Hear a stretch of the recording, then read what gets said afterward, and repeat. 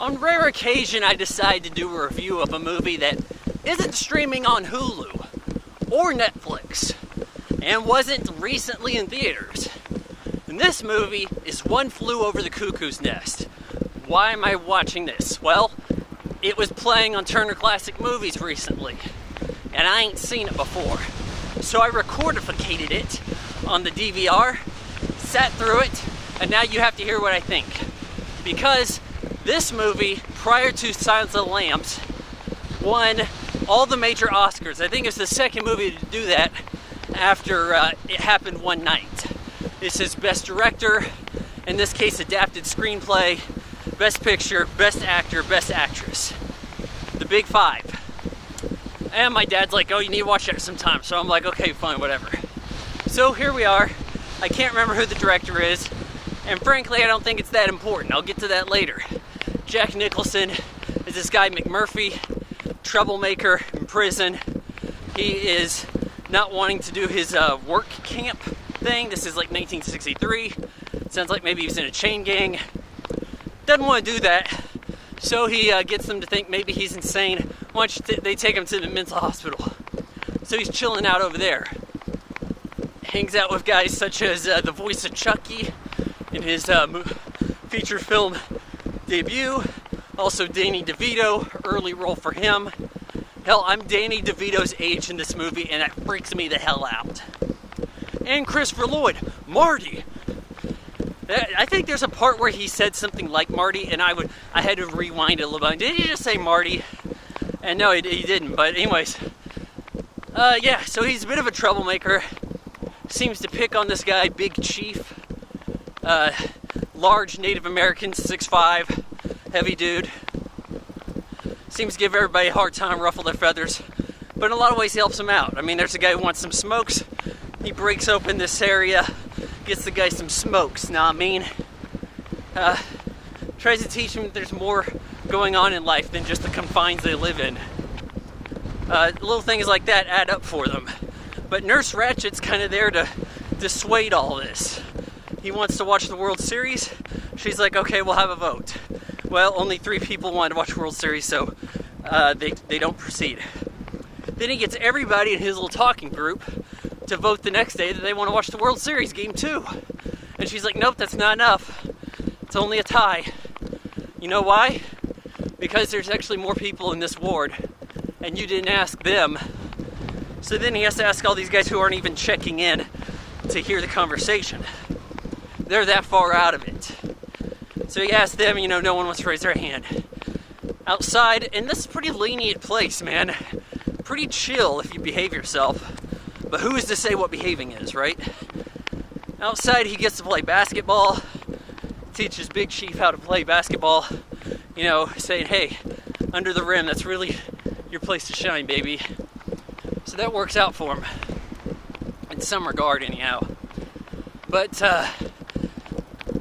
you see that he's getting along with people. He's fitting in somehow. He's also disobeying the rules. So he does things like he goes and jumps over the fence, takes command of a bus, and then Jack Nicholson goes and drives the other patients at the hospital. He takes them on a fishing trip. And at that point, they're learning how to fish. I guess maybe they hadn't done this before. And he gets caught. But he brought them back. It seemed like he was willing to bring them back. And they got some big fish out in the ocean. And they had a good time. He didn't get into that much trouble about it, kind of as he predicted. Now, if it was prison, I'm sure it'd be worse. Prison escape, right? But it turns out a lot of these guys are there electing to be there voluntarily, and it just blows his mind that people are doing that. But he gets some girls, brings them back to the place. It looks like maybe this is involved a Christmas party, and frankly, I don't think a lot of time passed in this movie, and that's a knock for it, because comparatively speaking, there's better movies in this genre, and part of that is because a lot of time passed. But continuing with One Flew Over the Cuckoo's Nest, He gets Brad Dourif hooked up with one of the chicks. Everybody's real drunk. I guess he was going to escape, but like an idiot, everybody just passed out. Like, there's a lot of opportunities to escape, and for some reason he decides not to repeatedly. He learns that Big Chief can hear him. He was putting it on, but he gets into a bunch of trouble. Gets his brain zapped, and yeah, that was actually before what I mentioned here, but anyways, they pass out drunk. Nurse Ratched comes in, has the guards, the orderlies, clean the place up, see to it no one escaped. But wait, Brad Dourif, voice of Chucky, he's unaccounted for. Well, he's in this room with this chick, Candy, I believe's her name, and you know, he got on with her. Everybody's like, way to go, Chucky.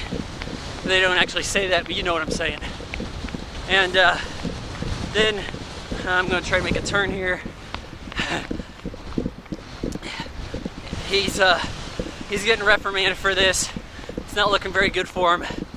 And he sneaks off and actually, I guess, cuts his throat, kills himself. Jack Nicholson's pretty peeved about this because he wanted him to run off with him. So he starts to strangle Nurse Ratched. I think the actress's name is Louise Fletcher. I think she's on Shameless right now, though I don't watch that. Just perused her CV and saw that, and I thought maybe you guys could relate. Well, Jack Nicholson like chokes her out. Orderlies knock Jack Nicholson off. She survives, has a neck brace. Next time we see Jack Nicholson, he's coming back into the room. He'd been upstairs, has scars on his head, got a lobotomy.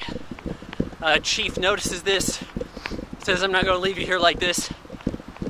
Suffocates him in his sleep, then does what Jack Nicholson said he was going to do earlier, which was pick up this water fountain apparatus, throw it through the window, and run out. End of movie. Disappointing. This is one of those circumstances where the folklore surrounding a film does not live up to the actual movie. You know, first movie in like X number of years, like what, 40 years or so, to sweep the big categories in the Oscars. You're expecting something pretty damn amazing. And better movies of this kind have been made. One of them, around that time period, Midnight Express. You know, I'll give both these movies, I think I gave Midnight Express 3 out of 4 stars, and I would give One Flew Over the Cuckoo's Nest 3 out of 4 also, saying it's good, but it lacks style. There's no memorable music. They don't even really have a soundtrack. It's got none of that going for it. I guess you could say Jack Nicholson is fine, he's believable. Nurse Ratched, though, pretty small part for Best Actress, if you ask me. I mean, it's pretty small to even consider her Best Supporting, to be honest with you. I kind of felt like maybe some other guys in the ward did a better job. And as the movie goes along, it's taking place over the course of maybe 3 months max. That's how long Jack Nicholson thought he was going to hang out there, only to realize that now he's in the mental ward. They can keep him way further than his sentence from prison. So it's like you chose poorly, Dr. Jones. And I mean, really, more time goes by in Midnight Express, and you really feel for that guy's condition, even though he's not Jack Nicholson, amazing actor. And it has awesome music. And it's right around this time period. What was that movie? Was it like 76 or 77? This movie's 1975. Same year as Jaws. Jaws is considerably better than One Flew Over the Cuckoo's Nest. I could say that, and I don't think you guys are going to be pissed at me. I don't think random passerbyers who have watched this video to this point, of which there's nobody, are going to be pissed at me for saying that Jaws is better. And it is. And of course, the best prison movie, yeah, I know it's a mental institution, but hey, he's in prison. It's prison, it's like prison. Prisoners, guys bonding movie. The best one of that sort is, of course, Shawshank Redemption. The Shawshank Redemption trounces this, and that's why it's rated #1 on Internet Movie Database's Top 250. Like I said a few minutes ago, if you can hear me over the Kansas wind, I give One Flew Over the Cuckoo's Nest 3 out of 4 stars.